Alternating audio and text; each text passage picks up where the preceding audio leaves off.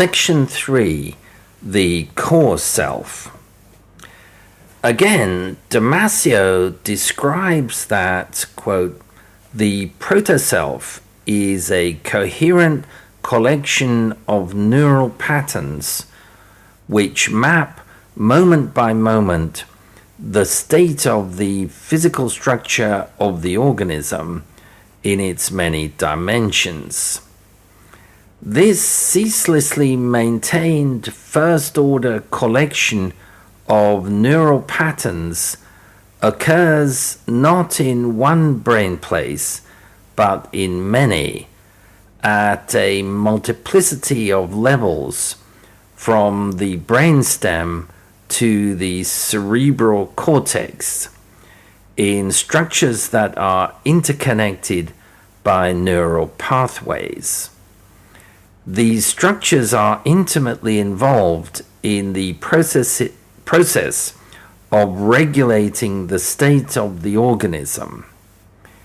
The operations of acting on the organism and of sensing the state of the organism are closely tied, end quote. But Damasio is also clear that the proto-self is not enough to generate the richness of human consciousness. He says, quote, we are not conscious of the proto-self. Language is not part of the structure of the proto-self. The proto-self has no powers of perception and holds no knowledge, end quote. In order to achieve full human consciousness, Damasio posits a tripartite hierarchy of selves. Above the proto-self, the core self, and above that, the autobiographical self. Quote, the core self inheres in the second-order non-verbal account that occurs whenever an object modifies the proto-self. The core self can be triggered by any object. The mechanism of production of core self undergoes minimal changes across a lifetime.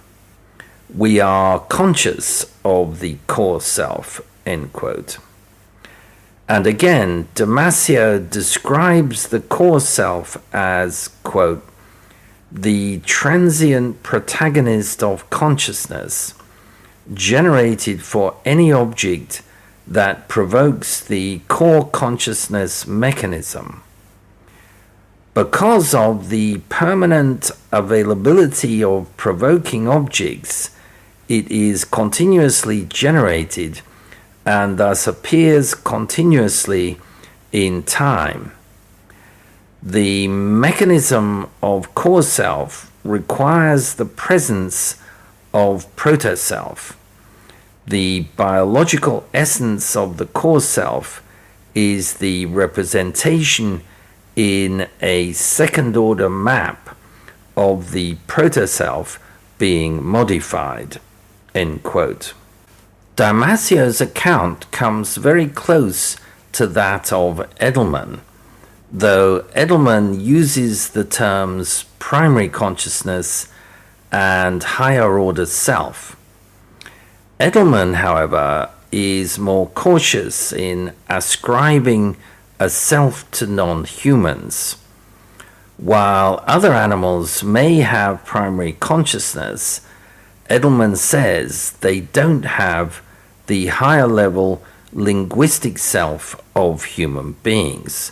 Quote, with the possible exception of mystics, however, as humans, we cannot directly experience primary consciousness in the absence of higher-order consciousness.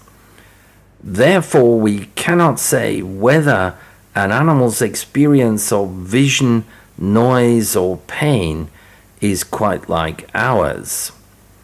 What we can say, however, is that an animal without semantic or linguistic capabilities lacks the symbolic memory that would allow it explicitly to relate its various qualitative experiences to a self. It also lacks the set of neural events that mediate that relationship by consciously linking past, present, and future. As humans, we can not only remember the history of our sensations and categorize them, but unlike the chimpanzee, we can reflect on our own sensations and talk about them to others, end quote.